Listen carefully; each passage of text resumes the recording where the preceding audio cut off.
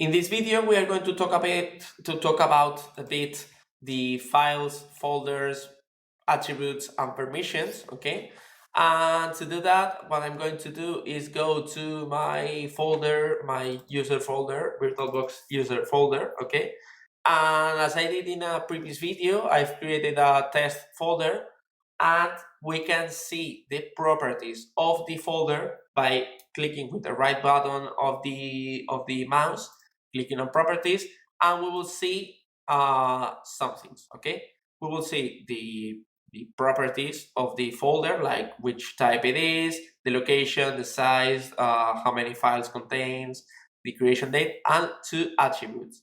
Read only, okay, which you can check it or not. Okay, if it's set to nothing, it's writable. If it's set to yes, it's read only. And if it's set like here, uh, it's like the folder cannot be written, but the files inside the folder they can. Okay, which is pretty complex. You will see that in Windows that's pretty common. Like, it's not that straight as in Linux, like you can write, you can read or not. There are like some stuff where you can read or write or not. Okay, the hidden attribute, okay, is that it's not going to be listed unless you have in the view that it shows the hidden items, okay, which are more than you think. Okay, and that's how you just you hide a file or a folder. Okay, there's an advanced where you can say whether it's ready for archiving or not, because in Windows you can archive the stuff that it's not under usage, and that archive won't be indexed, and it will be compressed or stuff like that. Uh, you can also say whether the contents of this folder can be indexed or not. Okay, because in the when you type in the searching, the search, if I do like this, it will find my folder. Okay, and if there were contents inside the folder, it will find the files inside the folder. Okay, that's because it is indexed. It's being indexed in the search engine. Okay, you can say that you don't want it to be indexed. Also, you can say that you can compress the contents or you can encrypt the contents. Okay, as is a folder, you can't encrypt it because the things that can be encrypted are files. Okay, and about the security, you can go to the security tab and you will see the basic, not that basic, permissions, okay, for each user or for each group. For instance, this icon means that it's a user, okay, and if there's two people, it's a group, okay, and you can set permissions for groups and users, specific groups or specific users, and the basic permissions are full control, modify, read and execute, list, folder, read, write, and special permissions. The special permissions are listed in the advanced window, okay. But full control means that you can do anything. Modify means that you can modify the folder and its contents. If you can read and execute, you can navigate the folder and you can read it. And if it's some kind of script or program, you can execute it. You can list the folder contents by navigating it and watching all the things if you are an administrator or a VirtualBox user.